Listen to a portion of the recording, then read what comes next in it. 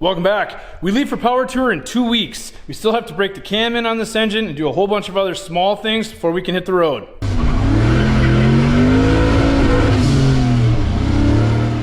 Those of you that watched the last video might think this looks eerily similar. It's because it's the same day. I had to end that video, it got too long. We're almost ready to run the cam in. Everything is hooked up here. I do need to drop the downpipe in, hook up the rest of the exhaust. And then we're gonna put a bottle of zinc additive in there, hook up the fuel line. We're gonna crank this sucker over and see if it lights off. I'm gonna start by topping off the cooling system. The rad hoses upper and lower are connected, everything's tight. Everything should be tight anyway, so we're gonna fill this up and chase leaks until we get that to stop. Then we'll put the downpipe on and move on from there. Since I had this out, I decided to throw some high temp black paint on there. And I already know that paint is not gonna last, but it will do something. So that's why it is there. I'm gonna leave this loose and go underneath and hook it up to the rest of the exhaust. From one Steve to another, that's right, Steve 2.0 is back. It is time to get some shit done. He's gonna help me here. We just have a few T's to cross and I's to dot before we can turn the key on this bad boy.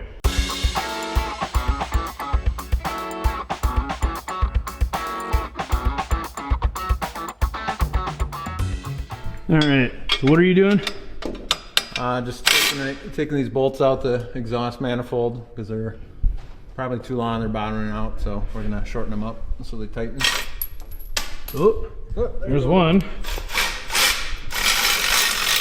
There you go. We won't show anybody the beautiful job of welding I did on that thing, but essentially what we're looking to tighten up is that donut gasket right there.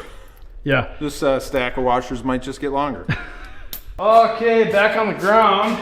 About to put the cap on this whole thing. Underneath we hooked up the shift linkage for the transmission. The exhaust crossover's hooked up, and most of the vacuum lines are back where they're supposed to be, except for the one that goes to the blow-off valve. So we're gonna drop this on. Before I do that, I always get ahead of myself with these things. Can you tell I'm excited? I'm gonna fill the carburetor with gas. Otherwise we're gonna be cranking for quite a while until we fill the bolts. Okay, I filled just the primary bowl with gas. The secondary bowl should fill when the fuel pump starts pumping. We know we have gas there because I spilt it all the way down to my armpit trying to get that darn thing hooked up. Vent tubes are back on. Primary bowl is showing half full, so we're gonna go on with the hat and the charge pipe, get this thing hooked up. Battery just arrived. It's brand new. It's totally not. I had it on a trickle charger for like 3 months and it finally has 12 volts, so we'll see how well it does cranking this. Okay, so we are almost ready to fire this thing for the first time. I put some zinc additive and stuff in the oil. I put a whole bottle in there, I don't care, because I'm paranoid about flat tappet cams. One thing we're gonna do right before we crank it up is we're gonna power up the truck by hooking up the battery. I'm gonna connect to my progression ignition distributor and make sure that it still has the map that I put in there before I did all this work to the truck. Okay, there's our progression ignition distributor.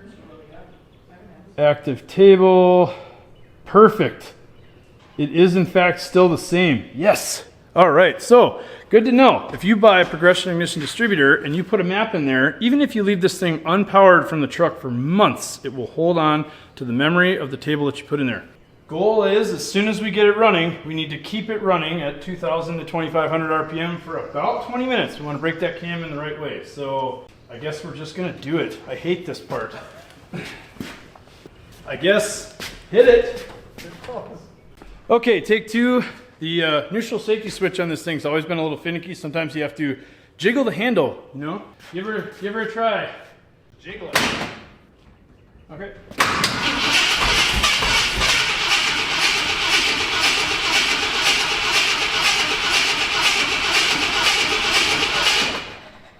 Try again.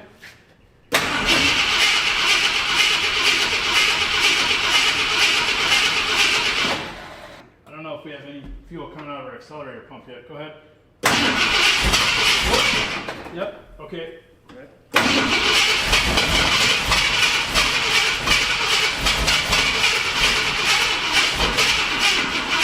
All right, now try. Yep, okay. It's gonna be all right. Ready? Yep.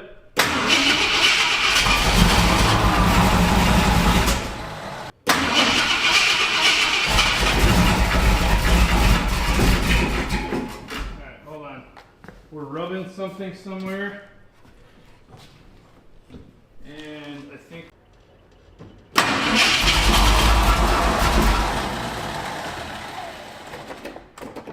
Okay, again.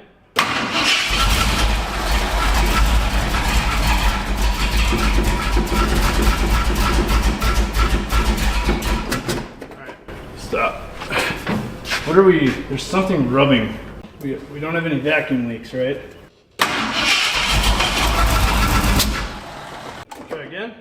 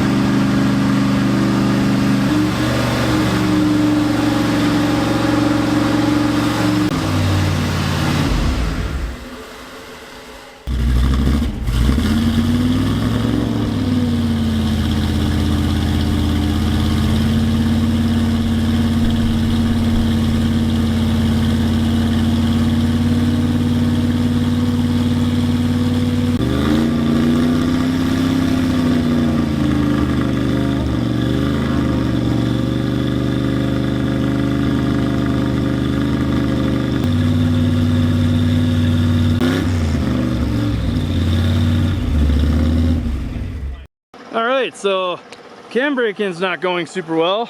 I think we have an issue with our firing order and definitely got her hot. So we're gonna let her sit for a minute and come back in a second and finish this off.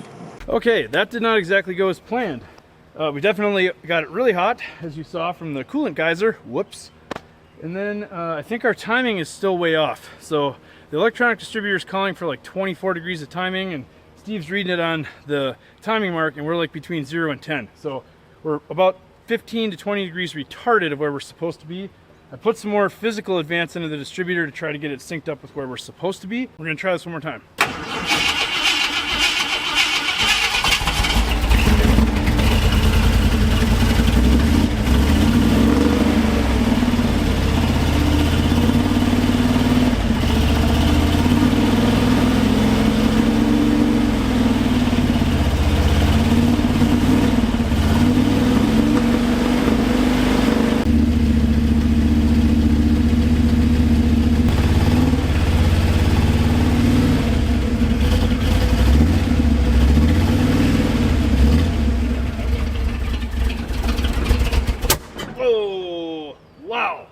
Alright, we're going to check firing order and timing again. Okay, we are having a really bad time with this cam break-in. Finally got this turd to run, and it ran, I don't know, we ran it for a few times, maybe 5 minutes one time, 5 minutes again after that, maybe a total of 15 minutes or so to get the cam worn in. It overheated twice. It now has a horrible mechanical noise up front in the engine. I have a sneaking suspicion that the cam gear is eating the distributor gear, but I don't know. I want to probably bar this thing over and put it on top dead center on number 1 piston, and then pull the distributor cap, make sure that it's pointed the right way, and then maybe even loosen the distributor up and pull it out to see if that cam or if that distributor gear is gone. There's also all kinds of other problems. Things are knocking, clanging and banging around. I'm not exactly sure what it is. I might have messed this one up pretty bad. Finally killed this FE. I should have just left it alone. We verified firing order. We have double checked fueling. We've tried it with the carb hat off, with the carb hat on, and this thing just does not want to stay running. When it is running, it seems like it's running on 4 cylinders, maybe 5. The only thing I can think of maybe is, do we have valves hanging open? Maybe the install height is wrong or something like that. I'm not sure. It seems really strange to me, so I don't know. I think we'll bar it over and just check the distributor gear or something. We just tried to run this thing, finally got it to run for a little while, and we were trying to get it, running lower RPM so we could just check over a few things while it was idling, trying to dial in the idle on the carb and stuff. And then we heard a big pop, And now it seems we have no compression.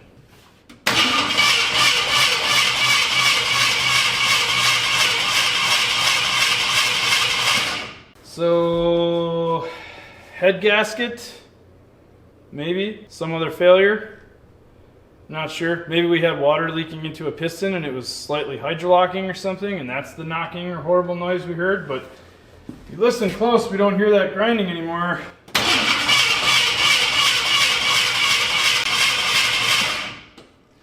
There's no compression left. So something broke, I don't know what. So this is interesting.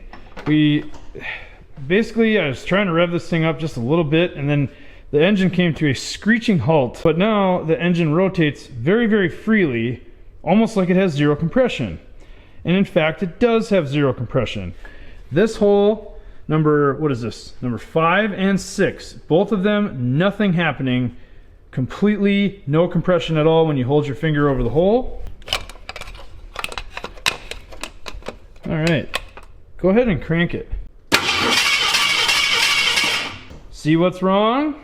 Engine spins, distributor does not. I'm betting that either the gear on the bottom of that distributor is eaten alive, or the distributor shaft broke in half, or the camshaft broke, or the timing chain broke. Making it on my power tour list this year, welding gloves. Let's get an idea. Huh. Okay. Interesting. Not what I expected. Did the distributor shaft break? No. Ooh. Oh. I looked at that timing chain and it was a little bit loose. I mean, it only had 3,000 miles on it. Sorry, it's not an enormous amount of work. You just have to pull the whole friggin' front dress off of it again. This time in the truck. Okay, to be continued. I think we're gonna call it a night and come back at this with a fresh mind tomorrow. Good morning. Things went disastrously last night. I'm incredibly discouraged. I don't want to work on this thing anymore, but I'm also very curious as to why this engine seems to have failed. So I think we should get a look down the spark plug hole, see if there's any evidence of pistons hitting valves, because I hear that the FE engine is an interference engine. However, the 360 being a special case that the piston is so far down in the hole, we might be okay. I'm going to check for that first. If we do have pistons that have hit valves, we may have bent valves up in the cylinder head, and this thing is essentially trash. Well, this might be kind of hard to see, but if you look, you can see a nice shiny spot right there next to the valve relief on this piston, and most of them are exactly like this. And I think on some of them you can even see that the valves are stuck open.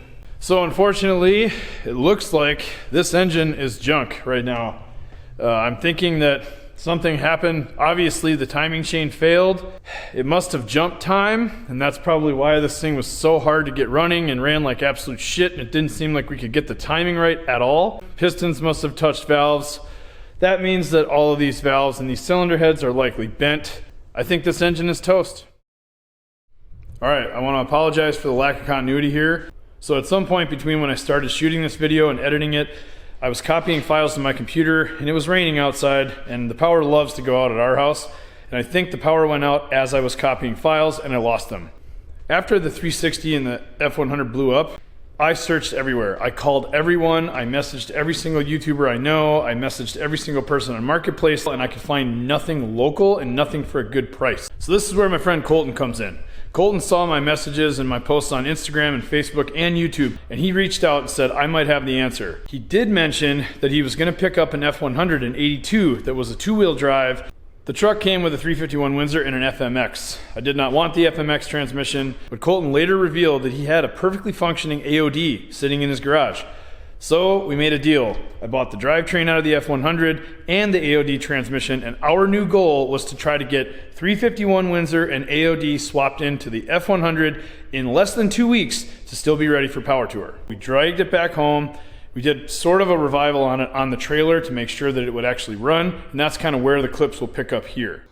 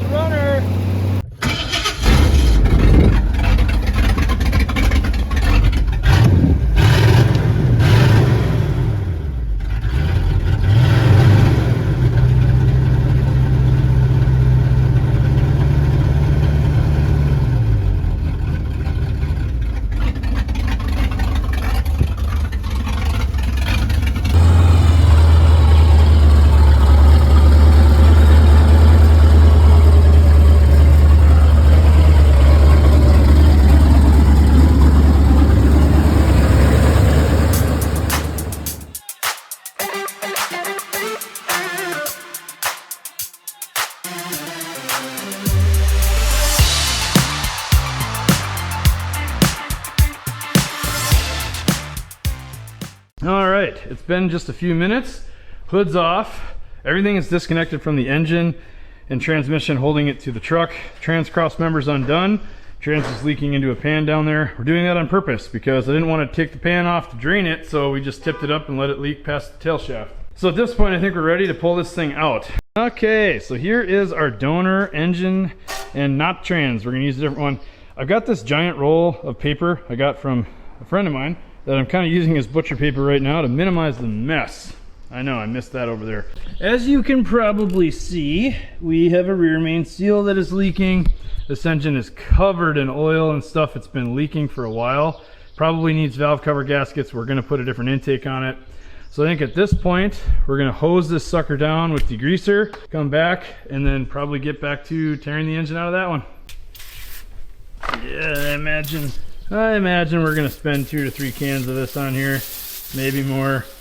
And there'll be a power washer involved, I'm sure, but let this stuff soak on it for a while and come back. Okay, a lot's been going on. We're trying to work as quickly as we can. We have a limited amount of time here where both of us are free. So, the new 351 is over there.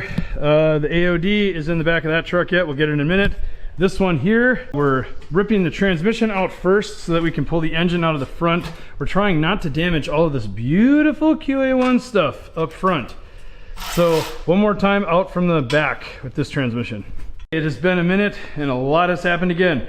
We now have all of our transmission selection. So if any of you out there are curious as to how an AOD compares to a C6 compares to an FMX. So the C6, at least that came out of my F100, is actually shorter than an AOD and shorter than this FMX. Everything I read online said that you could have a short or a long C6. Potential that I have the short one. Either way, we are going to use this AOD with that 351 Windsor in that truck. So the trans is out of here and I am just about ready to pluck the FE out of this truck for the last time and get this engine out of my way. And there you go. FE is free of the F100 once again. Now to begin the cleaning and maintenance work on the 351. I think the next step now is to get this FMX separated from the 351. I want to get all the crap sucked off of this. Let me rephrase. I'd like to vacuum all the junk off the top of the manifold, spray this down with degreaser one more time, then power wash it, but I'm not going to waste any time cleaning up this FMX. Time to separate these two.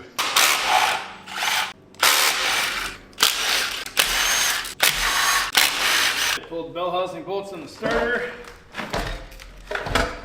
And trans modulator. Oh yeah. Okay, it's been just a second. Eric from S Motorsports is here. He's helping me out because we're desperate to try to get this drivetrain to work in that truck in 2 weeks. You're desperate for any help you can get, right? At this point, yes. Good help is hard to find, okay? If you have car friends, treat them well because, man, when it comes down to stuff like this, it's invaluable to have someone who knows what you're trying to do. This is the AOD, and we were just trying to confirm that the flex plate on the 351 from the FMX is the same and will bolt up to the AOD. It does mount to the bell housing, there's no problem there. And right now we have it where one of the torque converter studs is coming through the flex plate. So all I want to do is quickly mock this up, put the nuts on to make sure that we have all 4, and then spin this over and make sure everything sounds good. And if that's the case, then we can then blow this back apart and start upgrading this 351 a little bit, or at least maintaining it. There it is. Nice. Okay, so for those of you who might have questions about this, 351 that had a flex plate for FMX will bolt right to the torque converter in an AOD. We are good to go. Good evening. It's another beautiful day after work, and man, it kind of looks a little crazy like I'm running a chop shop. I'm not running a chop shop. I've got to make a few changes here. I have to get engines moved around, and this place is a little bit of a mess, but it's going to be what it's going to be. I am armed with enough parts store gaskets and paint to make this engine look like a freaking crate motor. First thing that we have to replace is the rear main seal. There's evidence of this thing leaking all over the place. You can see it up in the bell housing there and in the back of the pan. In order to do that, I could do this from the hoist, but it'd be a lot easier to do this from a stand. Okay, first thing I want to do is drain the oil, and I'm sure there's going to be some coolant that leaks out of this thing when we flip it over. I'm not really going to take anything else off right now. I'm going right for the oil pan. I need to do that rear main seal. That's going to be the biggest job. You got valve cover gaskets and a few other things, but that's the big one. Let's get to that.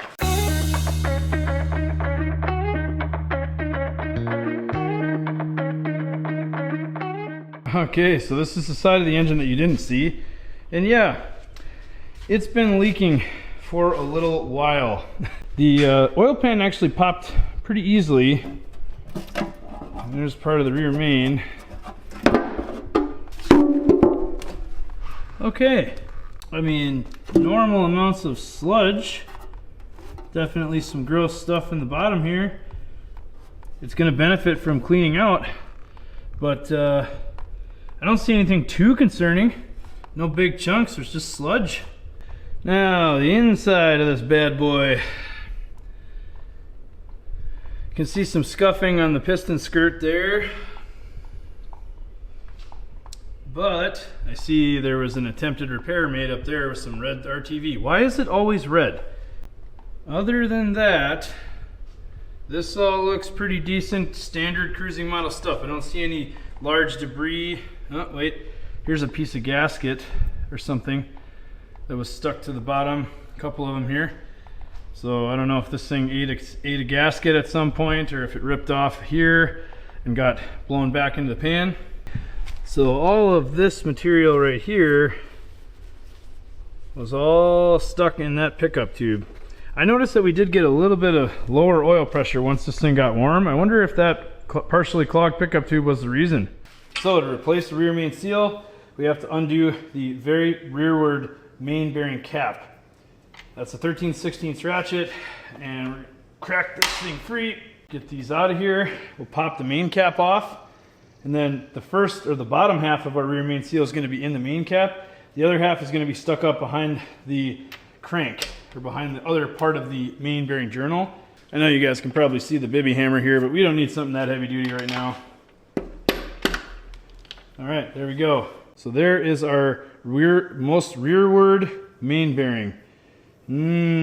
Yeah. Oh boy.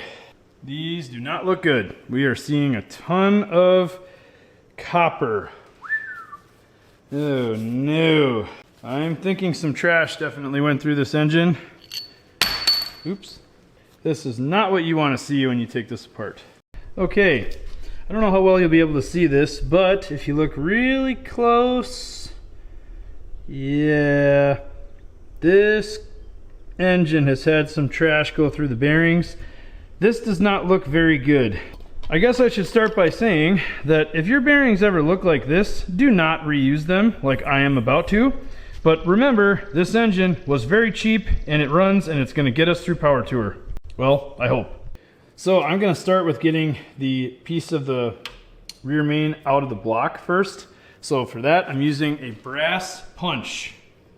And I know it seems odd that I'm taking precaution to try not to damage anything, even looking at this main journal and knowing how bad it is. Essentially, all we're going to do, we need something heavy duty here. Let me grab Bibby. That guy right there. That's right, it's like what, 7-8 ounces of Fury? Doesn't matter. What we're going to do is take the brass punch and we're going to go right here at the tip of that seal, and we're going to very, very gently tap it until the seal starts to move. All right, I ground the tip of my punch just a little bit. First time I've ever experienced the little bitty punch being too big. Back to what we were doing, now that you guys all have that stuck in your head. I'm using the brass punch to slowly drive the upper half of the rear main seal out from around the crank. Just have to go a little bit further. I think I got to take this punch down a little bit further, and that seal should be out enough where I can grab it and pull it out. When we're done, we'll just roll the new one in. All right, so this is the old seal right here. You can see that the lip of the seal came out with the lip facing the crank. So we're going to go in with the new one exactly the same way. How does one roll it in? One simply just rolls it in. When you're doing this too, it's a good idea to try to keep the seal tight to the crankshaft so that it will roll into place. And it doesn't take all that much force to roll it in there. All right, it's been a second. I have the upper and lower halves of our rear main seals installed. What I'm gonna do now is lube up this main bearing journal with a little bit of pure zinc additive here, just to give this thing a chance. And also I think I'm gonna put just a tiny bit here on the seal surface. All right, bearing surfaces are all lubricated. I put just a little dab of RTV on either side here to try to make a seal between the upper and lower portions of the rear main. So we'll drop the main cap on. And off camera, I did blow out these main bolt holes so that so that there's nothing in those threads. Because I've actually had it happen before, where if there was silicone or something in those threads, you tighten that bolt down and it'll actually, the hydraulic pressure will break the block. All right, according to Google, main cap bolts are 95 to 105. So I think I'll hit 100 just to be in the middle.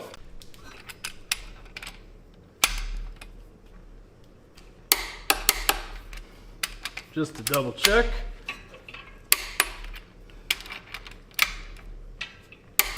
There we go, 100 foot-pounds. Okay, I was spending a little bit of time here cleaning this oil pan, and I know it looks almost unrecognizable because all of the half-inch of caked-on oil is gone. However, if you observe here, it looks like this oil pan has either been lifted on, smacked, or something, rubbed on something, and I found something else that's interesting. Look inside the pan, specifically right here, you can see a very distinct mark in the shape of our oil pickup. So I think this pan was caved in either by a jack or by getting hit by something, and I'm thinking that maybe we lost a little bit of clearance between our oil pickup right there and the bottom of the pan. I'm gonna smack this with a hammer a few times to try to dent it back out. Then I'm gonna wire wheel the surface, get ready to slap it back on. Oil pan's clean, wire wheel the surfaces, sprayed it all out. I can't even believe that we can see the color underneath. I've put a thin layer of silicone on the engine block to mainly hold the gaskets in place. I'm hoping that this works to hold everything where it's supposed to be. With the remaining RTV in my tube, I'm gonna skin this, hit the corners one more time, then set the pan on. Isn't it amazing how sparingly you can use RTV when this is all you have? Yeah, I know. Trying to be careful of those seals at the end. Okay, there we are. Oil pan all snugged down. I think I'm gonna leave it like this overnight. Come out here tomorrow, snug them just a little bit. Then we can flip it upside down, do the intake and valve covers, and then give this thing a paint job. All right, it is the next afternoon. Eric from S Motorsports is here to give us a hand. He lives just down the road, so he's here. He's gonna be in the background. He's gonna be helping mainly with the front accessories. He's gonna pull them all off there, wire wheel everything, and we're gonna fog it black to make this thing look brand new. Remember, we're going from farm fresh engine to crate motor in like 2 days, right? We want this to look like a $5,000 engine that just showed up from Summoner Jags. Okay, so I'm changing motor mounts out on this 351 Windsor, and Windsor, the 351 sits higher in the chassis in most cases due to the oil pan clearance and trans tunnel and stuff. So there's these spacers under the motor mounts. And you can tell this truck was on a farm because this right here is a piece of gas pipe, and it is just drilled to the right diameter to allow the bolt to pass through. It works, and even though it's dumb, I don't think it is because it works. Okay, welcome back up top side. Flip the engine upside down, put a nice bright glowing paint, or nice bright glowing coat of paint on the oil pan, so this thing's like 50% rebuilt. Next thing we have to change is the intake manifold. This 2-barrel setup's not gonna work for our ProForm carburetor over there. So I have another engine that's locked up that had this factory 4-barrel intake, and that should work just fine. I got this one loose. I might have to pop it off of there, and then I think we'll go valve cover gaskets after that, and then fog this whole thing blue. Here's a look at the Valley, and for an engine that was clearly neglected, it actually doesn't look that bad. The oil is very dark, and that's probably making everything look worse. We're gonna get these gaskets scraped off of here, another coat of RTV on there, get the new 4-barrel intake on, and then probably spray the top end blue and new valve covers. How's that look? Yeah, you're tall. We're gonna have to deal with that. New intake gaskets are on, and the China walls are freshly gooped with like probably the prettiest bead of RTV I've ever made in my life. I'm not gonna show you though because I might be embarrassed at how much I used. I'll help you. Just gotta get under the distributor. How's it look? That looks pretty good actually. Okay, plopping. Has some intake manifold bolts sitting in my evaporating parts washer, aka a tiny cup full of gasoline. Man, does that work good. Don't tell the EPA that. No, it evaporates. I'm not spilling it out or lighting it on fire. I'm not creating any emissions. I'll say this, and I know I probably don't need to, but working on a Windsor engine is a joy compared to this freaking FEs. I'll say this, you guys that work on FEs, I give you a lot of credit and a lot of respect because those are really frustrating engines to work on. I would also say get with the times, boomers. All right, look at that. So this is what, 3 or 4 hours, right, with a friend and a whole can of paint and half a tube of RTV and some old chrome valve covers that you polished up that you got with a parts engine. So the headers that are on here are Patriot. These are block hugger headers. They're just little shorties. I don't know. The idea behind that was this is a tired 351. We're going to free up as much horsepower as we possibly can. Not like we're going to be doing a bunch of burnouts, but look at that. We're going to get this engine off the stand tomorrow when the mounts show up for the cross member in the truck. And then our AOD is going to go on. Then we can measure for a drive shaft. Yeah. Thanks for your help tonight, man. Good evening. It's the next day. We're still plugging away on the 351 as fast as we can. I ordered new mounts, the Windsor mounts for the QA1 setup, and they did not show up. No fault to QA1, this is all on you, UPS. The mounts are literally at a hub that is 15 miles from my house, and they will not give me the damn box. So we wait until tomorrow. We did test fit the 351 in here with the FE mounts, and the engine is a little bit too far forward. So unfortunately, we wait until tomorrow for the engine mounts, and we can put this all in and finally get a drive shaft measurement. Eric from S Motorsports is back. Look who it is. As I was saying, Got the goods.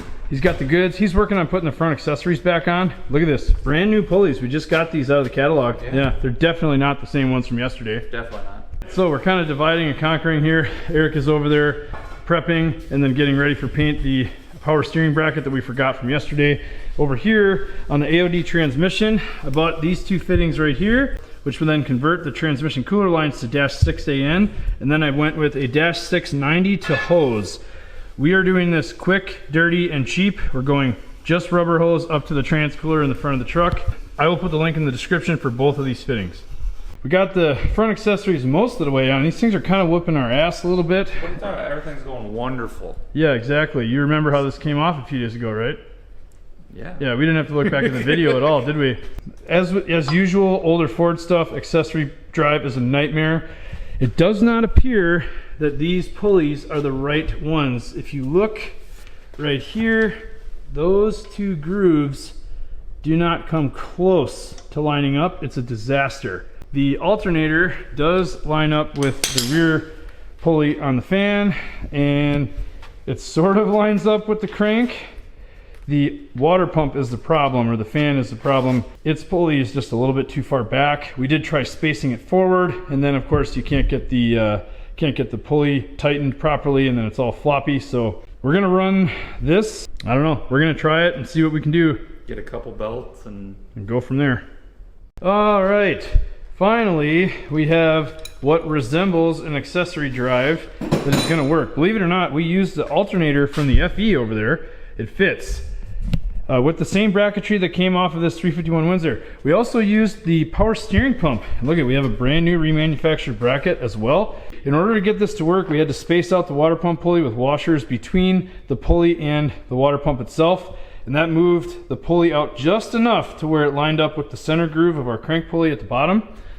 It looks like we are going to have ourselves an accessory drive. We still have a lot of work to do, and it's 9 o'clock at night on Thursday, the week before. All right, man, once again, thanks for your help. It's the next day. Parts finally showed up for QA1. I need to get the engine in as fast as I can so I can get the transmission mocked up. We need a drive shaft measurement today. Not only did QA1 put this stuff together super fast and ship it like really quick, they also sent me this sweet hat. Man, that's cool. Looking good. All right, so for anybody curious, this is the difference between the FE mount and the Windsor mount. So you can see that the Windsor mount is clearly offset backwards that 3 inches. So that's going to get us the mounting location we need.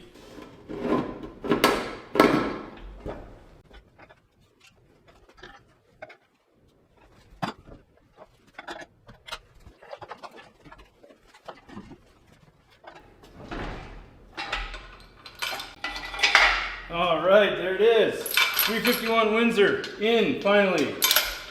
For those curious, if you are doing a 351 Windsor and an AOD swap in your QA1 front suspension truck, your factory FE transmission crossmember will work, as well as the factory FE mount. This thing is in place. I think we even have a chance at getting the holes in the side. We may just have to hog them out a little bit. So without further ado, I'm going to see if the drive shaft fits and or get a measurement. I got measurements. The drive shaft shop that I work with makes this super easy. They give you a cheat sheet like this so that even I can figure this out. I have a front measurement to the center of the support bearing and a rear measurement to the center of the U-joint to the center of support bearing. This is what they need. So I'm going to get the truck back up in the air as fast as I can, rip the drive shaft out and go drop it off before they close. Machine shop has the measurements in the drive shaft to make us a new one. Look at this. More goodies in the box from QA1.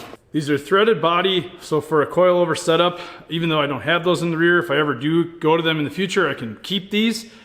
These are a bushing mount, so top and bottom are both polyurethane, and they come with a 1/2 inch diameter and 5/8 diameter sleeve that you can put in there depending on how your shocks mount. If you are cheap like me and you were just looking to put some radical overkill shocks on the rear of your F100, this is what you will need. These are DD502. I think they're 11 7/8 compressed and 16 7/8 extended. If those aren't the exact measurements, I will put them on the screen. I'm going to reuse the same hardware I had and use the sleeves that they put in the kit here to determine what size we need. At the top you will need a 5/8 inch sleeve, and at the bottom you will need a 1/2 inch sleeve, as that fits nicely around the bolt in between here. Installing these, slide the sleeves in, right back over the factory mounts. Everything is exactly the dimension that it should be as far as the length of the sleeve, size of the bolts, everything's perfect. Kind of what you expect from QA1. New shocks are installed. Andrew's here. Hey! We found our first big problem with the Windsor into this truck, and that is the throttle. The throttle has no room to move because with the FE engine it was a linkage. I'm assuming on Windsors it's a cable. So here is our throttle pedal. Here's the one that came out of the F100, and what we're looking to do is, this is actually the part of the linkage here that attaches to the throttle ultimately in the engine bay. And what's happening is when the pedal is retracted or up, this section of linkage cannot go far forward enough because it's contacting the back of the intake. So what we're going to do is cut this off right here and move the straight section over about 1 inch, which should give us more clearance on the back of the intake. But at the same time, I am going to change the angle of this lever to be a little bit more straight up. We have plenty of clearance to the firewall. This is just going to give us a little bit more throw to allow the pedal to come back up to 0 throttle. Wish me luck. All right, it has been a little bit. The shop was clean for 5 minutes and now it is right back to being a disaster. But look, friends are here. That's right, Steve 2.0, Andrew, and Eric from S Motorsports. We are all jamming on this thing to try to get it together. It probably looks a little more complete. Carburetor's on, air cleaner is on. Plugs, wires, distributor, and we have radiator hoses, which was a real pain in the ass to figure out. This ended up being a piece of stainless tube I had laying around from the Datsun project, believe it or not. We have a transmission dipstick. It had to be that flexy sexy one there because I didn't know which one was the hardline style, so I bought that one. I think we're gonna try to maybe fire this thing. It's like 9:30 at night, but we might just let her pop off just for a second to hear it run in the truck. Good morning. Saturday morning, and we ran into our first big hurdle. And that is that our gigantic old school Ford starter is not going to fit with the headers. So that is a problem with running these block hugger headers. Okay, so here is our 95, here's a starter from a 95 F150, and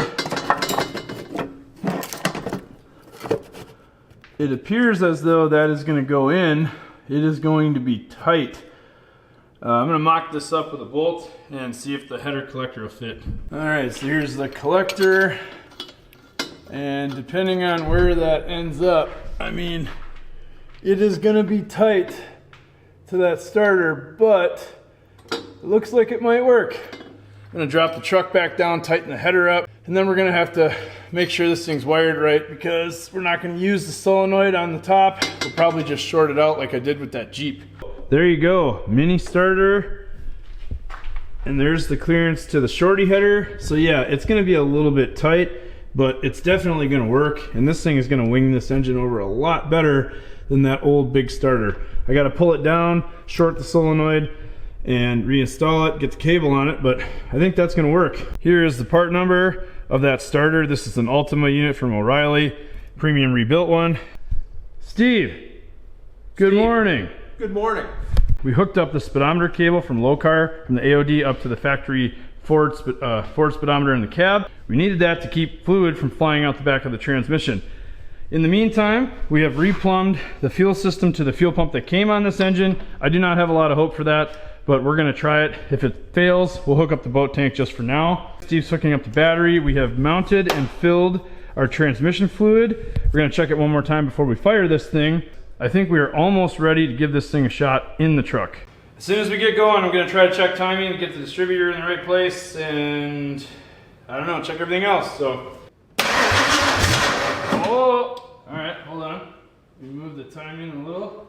Okay, try again. Battery. Hold on. Ford distributors rotate counterclockwise. I believe so. So advancing it would be turning it this way. So I'm going to retard some.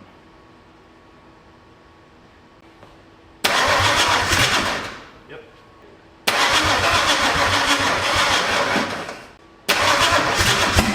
Woo-hoo! A little bit of a fire out the header there. Alright, yep. Just don't have any fuel to it yet.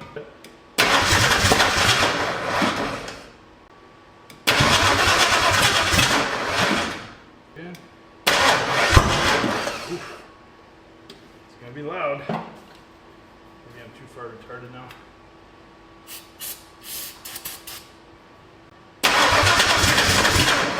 Oh. Okay. You probably noticed when we were trying to crank this thing that every so often I would actually try to run backwards. That's because the firing order was wrong. The wires were in the correct orientation on the cap if this cap rotated clockwise, but this particular distributor Ford's rotate counterclockwise, so we have to redo all the wires real quick. After redoing our spark plug wires to the correct firing order, let's give this a try again.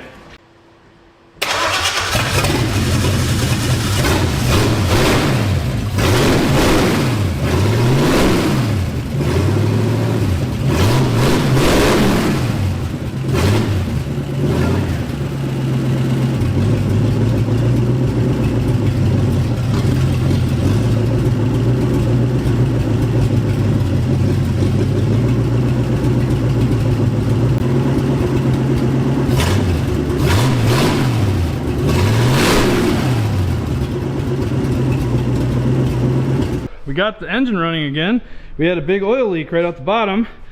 It was leaking from right here. You can see clear as day that the old oil filter gasket is still on there, and sure as shit, it is missing from the oil filter. All right, we added some trans fluid because it seems the trans pump is actually working and it sucked all that down. Tightened up a couple of clamps around some water leaks, and obviously we got that oil filter double gasket situated. So let's fire it up again.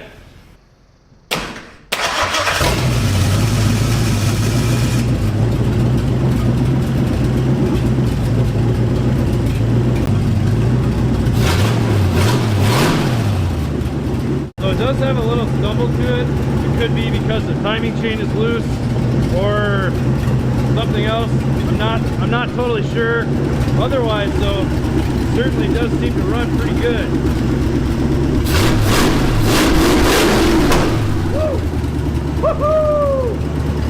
All right, we got back from lunch. Solved a few problems. The starter, one of the bolts fell out, so it was grinding a little bit because it wasn't aligned with the flex plate. One thing we noticed, I'm trying to run the engine in, or trying to get the engine to run for a while, we had a leak at the top of the power steering rack, right there where the shaft goes in. It leaks like a sieve right out of there. I don't know if that's a seal or a cap or what. I don't know if this rack is junk or something's wrong with it. If there's a seal I can replace, I have to call QA1 and see what's up with that. Other than that, this thing is actually running pretty good. We had the cooling system nice and warm, and then we let it come back in. I think at this point, we're gonna go after throttle linkage, transmission shift linkage, and the kickdown cable for the transmission. I have temporaried in one of the world's most embarrassing exhaust systems I've ever seen, but I think it's gonna work. So Steve spent some time hooking up our automatic shifter linkage, which actually looks really good. I think it's gonna work just fine. We have all the gears, at least it feels like we do. Yeah. We got so much done today. So let me try to cover this quickly with what we did off camera. The throttle linkage is sorted out with a beautifully bent piece of threaded rod. I don't care. Secondly, the cooling system I've already mentioned is working. We've had this thing up to temperature a couple times. It's holding pressure. There are no leaks at this point. We switched the wire for a coolant temp sensor. That is now working, as well as, believe it or not, we tested the transmission and the speedometer did move. So I'll show you more on that tomorrow. But at this point, the last thing that we really need to fix is the kickdown cable, or the kickdown linkage for the carburetor to the transmission. That I'm gonna do tomorrow, as well as all the welding. Thank you so much for your help, dude. Seriously, it's been huge. Without Steve's help and my father-in-law's help off camera, and Eric and Andrew, this truck would not be where it is right now. It's currently a Saturday night. We leave in 7 days. Countdown. Exactly. So I'm waiting on drive shaft and a few other things. I will see you tomorrow. Here's today's update. All the exhaust is welded up, and yes, it looks awful. This is the worst exhaust I've ever done in my whole life. And I don't really care because it's finished, except for the very back.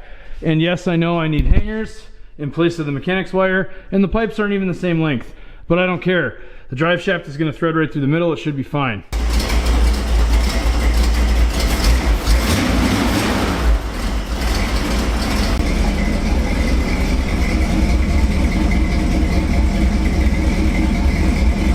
It actually doesn't sound half bad, believe it or not. It's very quiet.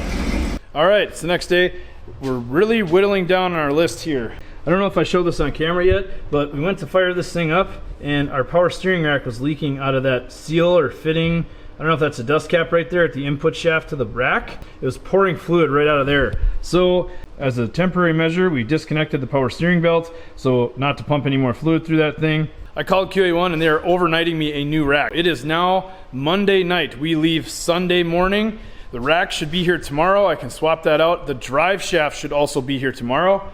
With those two things, I might be able to actually move this truck for the first time in a while. Something else I didn't mention, the bracket for the throttle pedal in this truck has been broken right here after the bolts, right near the actual pivot or the hinge over here. This thing's been broken since I got the truck. We threw a few self-tappers through it just to get us home from Iowa, and it's kind of been like that ever since. This bracket is unfortunately made of pot metal. I'm using some standard JB weld to glue this thing back together in hopes that it will be strong enough to hold the throttle pedal. In the meantime, I put some new headlights in this thing. Both low beams were actually burnt out before, so we only had brights. In addition to that, I also added this fan shroud. Now this is a broken, pieced together, drift stitched piece of junk fan shroud that came from the donor truck, and it's not even exactly right. It was trimmed before so the fan doesn't protrude into the shroud exactly, but it's ugly enough to work. Sometimes when you're trying to cobble together stuff with what you have laying around, this is what you end up with. The last big important thing on the list is the TV cable. I got this kit from Locar. It's currently mocked up on the transmission side, but we're waiting on one more bracket which attaches to the carburetor here to be able to trim the cable housing, move all the ferrules, and get everything adjusted finally. With the AOD transmission, that TV cable is super important. It's just like a 700 R4. That is what controls the fluid line pressure to the clutches when you're shifting. So without that being adjusted accurately, we could burn up this trans if it's not already burnt up. But just as a test, I want to get this thing running and see if I can shift it into gear.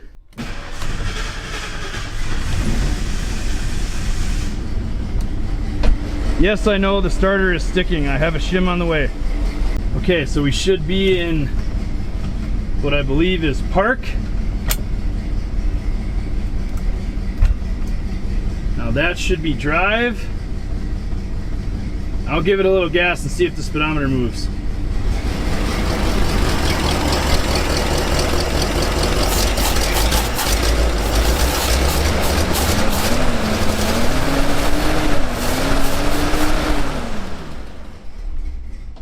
Hey, look! The speedometer's moving! Oh, yes! That means this transmission is doing something. The speedometer gear drive is off of the tail shaft of the trans, so it's actually spinning right now. Won't spin it too much longer, I don't want to lose any fluid. Some very exciting stuff just showed up. We finally got the drive shaft, and we have that overnight steering rack from QA1. I gotta get these in, we get to see if this thing actually moves. It's always an exciting day when the drive shaft shows up. It's also very nerve-wracking because, of course, you hope that your drive shaft is the right length and it's gonna fit. So here we go. There it is. Okay, I gotta go grab the U-joint straps.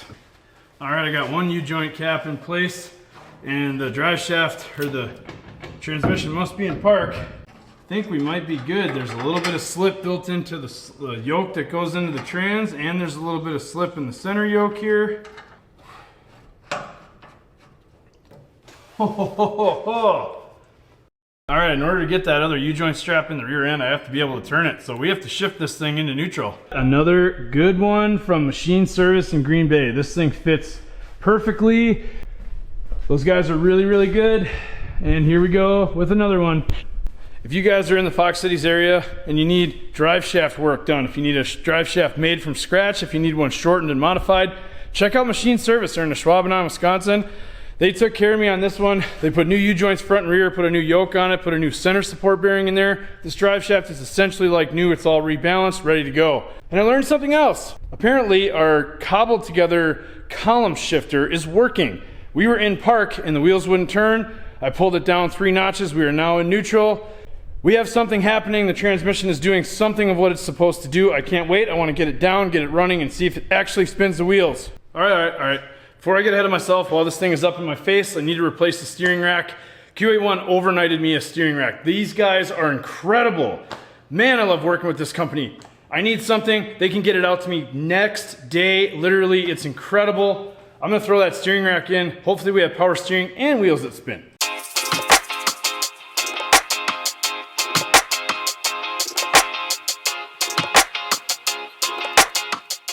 All right, so after like literally 15 minutes, the brand new steering rack is in place. Steering coupler's tightened. Got the tie rods hooked back up, so we'll throw the wheels on, get it down on the ground, and then get this thing with pressure to it and start bleeding it.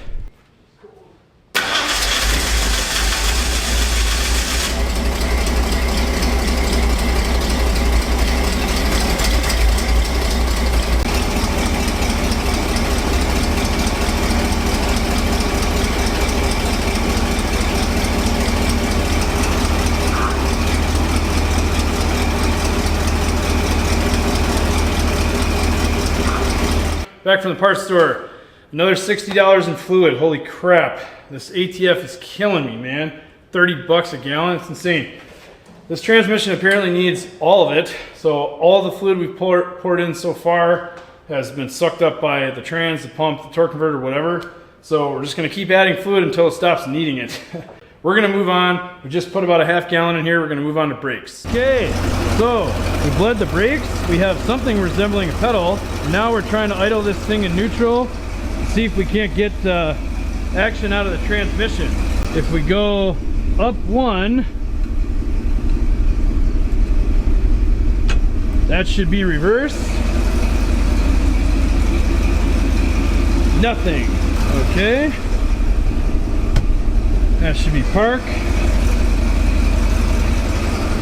Now let's try to reverse again. There we go. Reverse. Okay. Now we go neutral. Yes. And drive. Yeah! Woo! Okay, welcome back to another actually quite beautiful and sunny day. We are still waiting for the freaking kickdown cable bracket for the carburetor because low car is not nice enough to tell you that you need that or just include it with the $130 kickdown cable that you buy. You need another $40 bracket on top of that.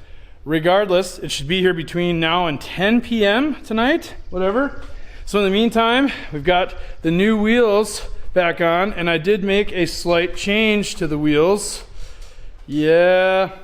I went with white instead. I received some feedback from some friends of mine that I was gonna look like a fool with the black wheels and that they looked like 4 spares off a Honda Civic.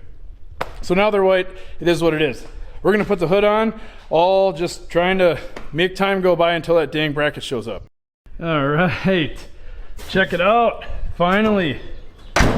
Hood's back on. Not too bad, man. If I had a grill for this thing, it'd be great. If anybody has a cheap F100 grill, and what I mean cheap is like, you know, 200 bucks or less for one of these, because people are asking astronomical prices for a grill. I think what I'm gonna do is start it up and just idle it outside. You know, I don't want to give it too much throttle with no throttle or with no TV cable on there. I know we're at risk for this transmission that we already don't know if it's good, but I do want to get this thing outside, maybe test the brakes. We know the transmission is doing something, so I'd like to do as much testing as I can while we're waiting for this damn bracket.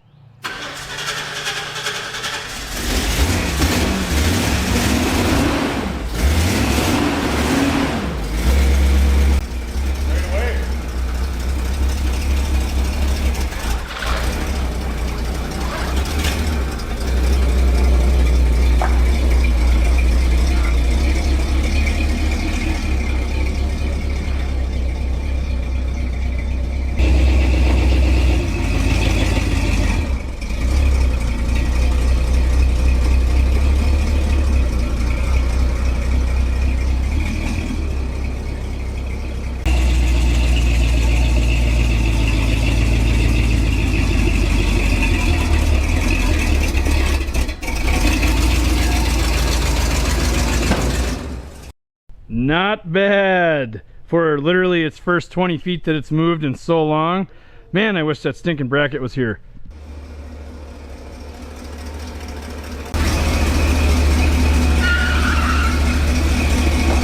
There you go, the F100 moved.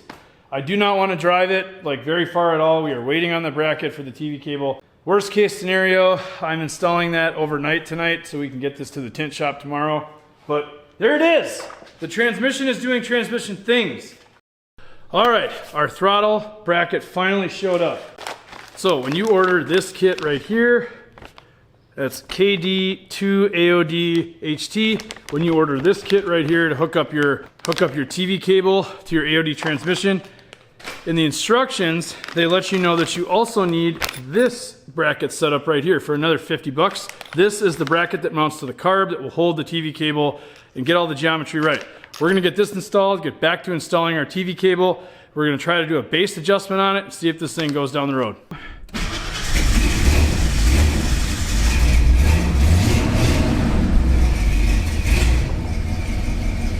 All right, let the thing idle a little bit and come up to temperature, because she is dead cold right now. First, second.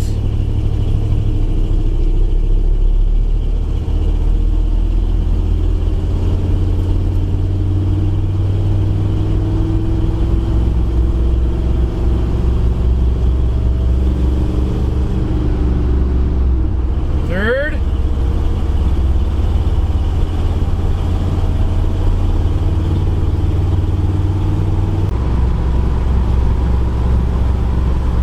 Still no fourth.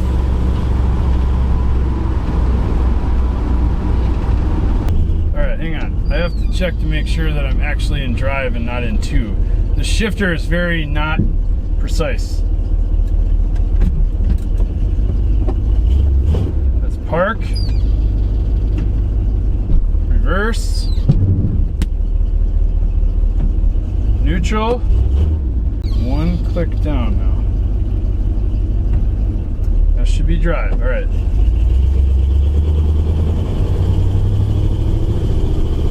First, second.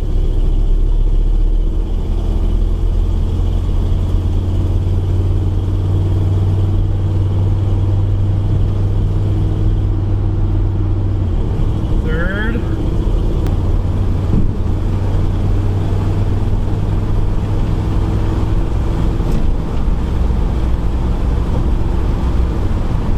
Overdrive!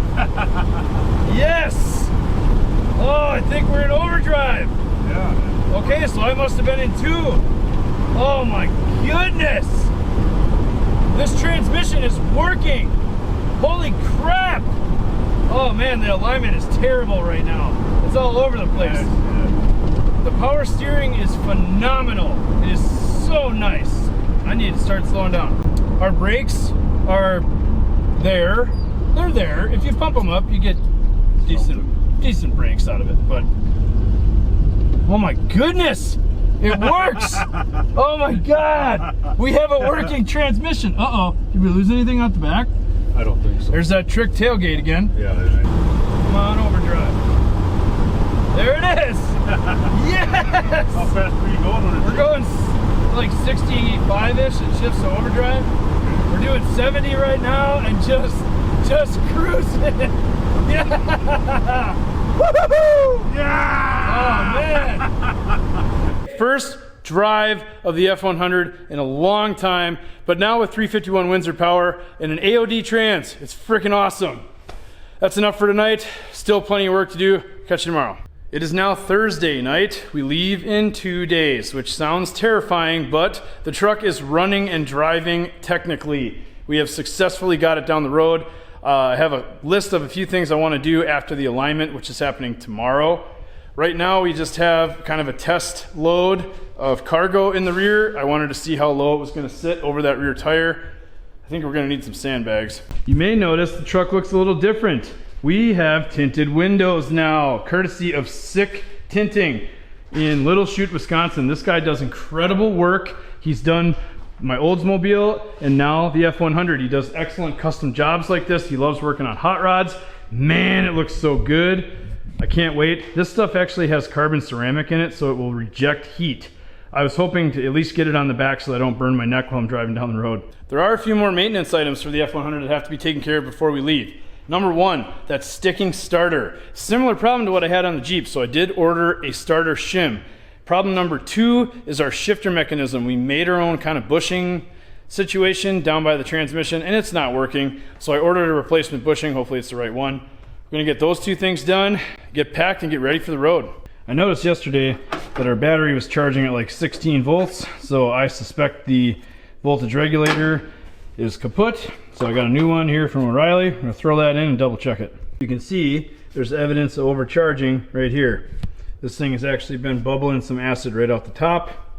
Not good for a long road trip, so hopefully the new regulator fixes that.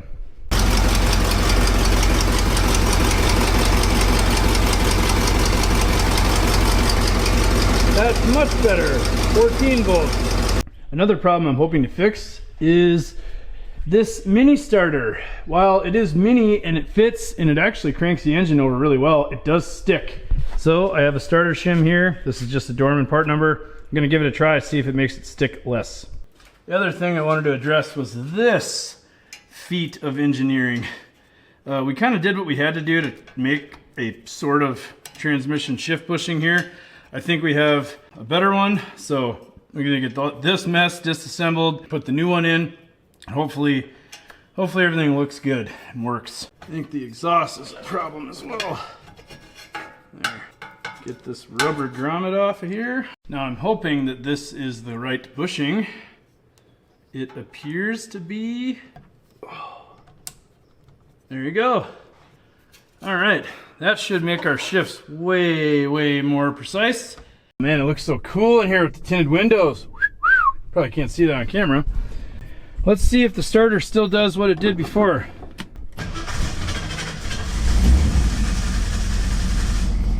it does still stick. All right, Ford guys, what's the answer here? Why is this thing still sticking? Does it need more shims, or is there another adjustment for the starter on a Ford that I'm unaware of? Does this have to do with that block plate or something? Put it in the comments below. All right, I think I may have answered my question from the last clip. If you look, the mini starter that I got for a 95 F-150, the offset of the gear is much closer to this bolt hole than the original starter here. Unfortunately, this starter I don't think is going to work for us, so that's like nearly 200 bucks down the drain. I don't think I can return this anymore. This starter won't fit, so I am now on the hunt for an aftermarket mini starter that will fit the damn block, clear the headers, and not grind. Okay, so it's been a few minutes. Eric is here from S Motorsports again. We have conferred about this, and well, mainly I have a dumb idea, and that is to notch the bolt holes just slightly enough so that this starter can clock just a little bit in the bore or in the opening there by the bell housing, so that we can get the gear to rotate away from the flex plate. So if we mount it in there normally, this gear is too close because the offset is wrong. So if we clock it a little bit this way, we should get more clearance between the gear and the flex plate, and hopefully this thing will stop sticking and I don't have to buy another starter, at least not right now. Slots are cut in the mounting holes of the starter, and we have clocked it a little further this way, which should move the gear further from the flex plate. I know that this is butch, but we leave in 2 days and I need this starter to work for the whole trip, so we're gonna lower it down and try this. I'm gonna save you guys a little bit of the back and forth. We've tried this like 4 times, trying to clock that starter enough to get it to not stick. What we were able to accomplish was to get it to not engage at all. We were not able to get it to not stick. So this is what it's gonna be until we get a new starter.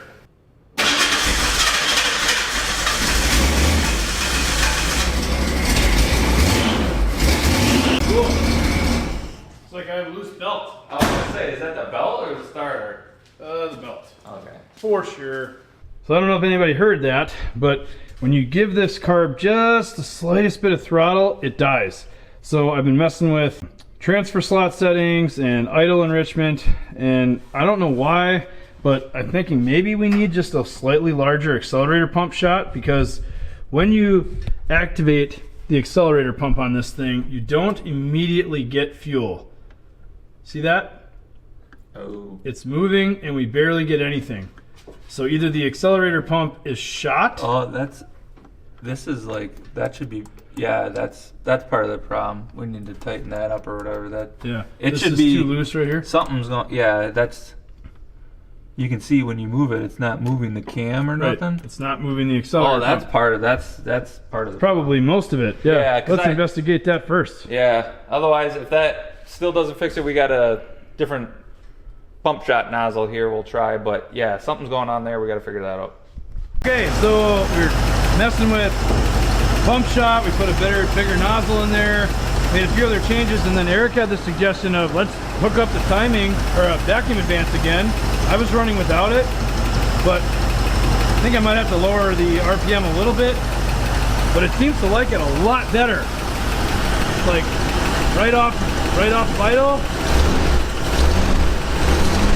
much better. Good morning. It's now the day before we leave for Power Tour. One thing I want to address right away is the steering U-joint down there has a set screw that sticks out pretty far, and right next to it, you can probably see right there, down in there, that is the fuel line, the hard line. So when I rotate the steering column, that set screw is hitting that fuel line, and we need to trim that so that we don't wear a hole in the fuel line halfway through the trip. All right, you can see there, the set screw is now cut off flush. Should have plenty of clearance to the fuel line right here while we're turning that thing around. So no more rubbing on the fuel line, that is good.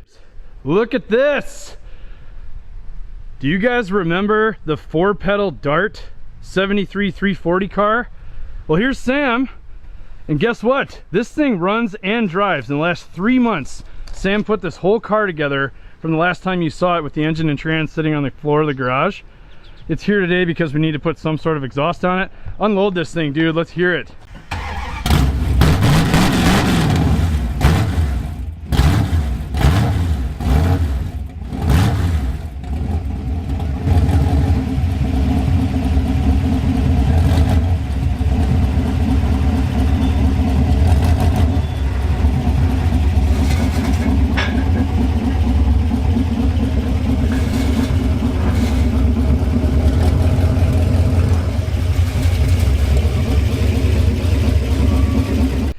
so this is now the second exhaust system that I have made, not me by myself, but second exhaust system that has been made in this garage in less than 20 minutes. It's pretty incredible.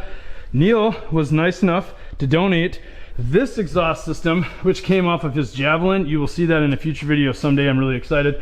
We are basically just making it fit into the header extenders right here. We're gonna weld this and it's gonna be fine. The exhaust on this is gonna take us, what, maybe 45 minutes total? Including beer time. Yeah, including time for a beer about it.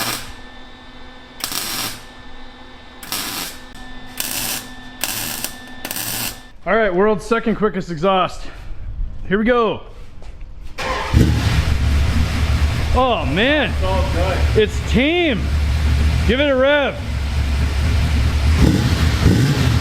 Oh yeah.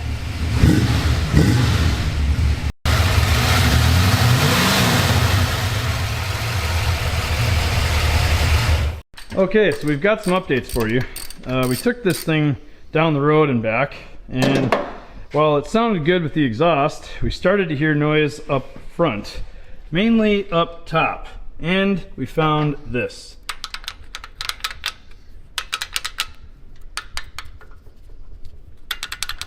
That would indicate that we do not have oil pressure filling our lifters. Neil is throwing a fitting in the oil pressure port because we also did not have anything out of the oil pressure port. I do not know how this thing ran and drove down the block and back, or down a few miles and back without spinning a bearing or seizing or anything, but the valve train was very, very noisy, and yeah, I think our oil pump has a problem or is not primed. We're gonna try to prime it backwards with the weed sprayer and see if we can generate some oil pressure.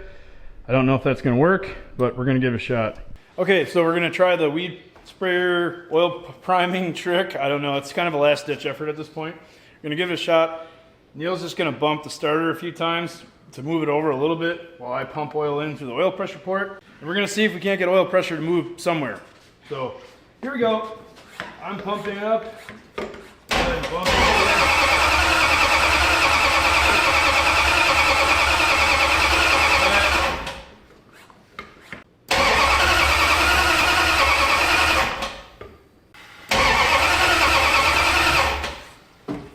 That means you just gotta line up the passage. Wait, oh, I got oil. Look at this.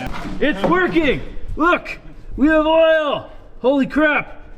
All right, hold on. Oh my God, we have oil on every rocker now. Hell yeah. Okay, all right.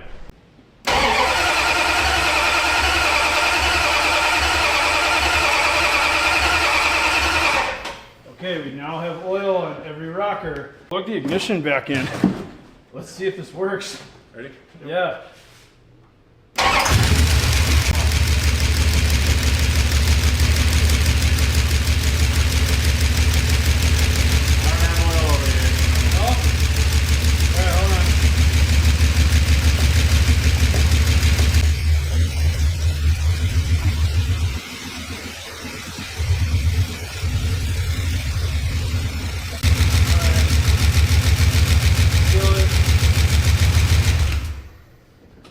So with that experiment right there, we were able to temporarily pressurize the lifters and the top end, but the oil pump itself is not actually making pressure. My recommendation, I think, is going to be to sideline this car. As much as we want to take it on power tour, it's not going to make it. All right, well, it's sad to say, Sam's Dart not going to come on power tour this year. We think maybe spun a bearing in the bottom end. So the bottom end's getting pressure, but the top end is not. He's not gonna run it that way. He's gonna bring something else. But with that, we have pulled off something crazy in literally less than 2 weeks, like maybe 9 days. We went from an FE and a C6 to a 351 and an AOD. The F100 is essentially ready to go for power tour, except for the starter. I'm still waiting to hear back to see if I can get one tonight. If not, I will try to locate one on power tour. If you like what you're seeing, consider subscribing, leave a like, leave a comment. It all helps the channel grow. I appreciate every single person who's watched, commented, liked, subscribed. All of it helps, and I'm really, really happy to be doing this. We will be on Power Tour for a week. Anybody that is making it out to Power Tour, look for the build season hat, look for the F100, come say hi, grab a sticker, we'll give you a high five, maybe a hug. Thank you all so very much for watching. We will see you in the next one.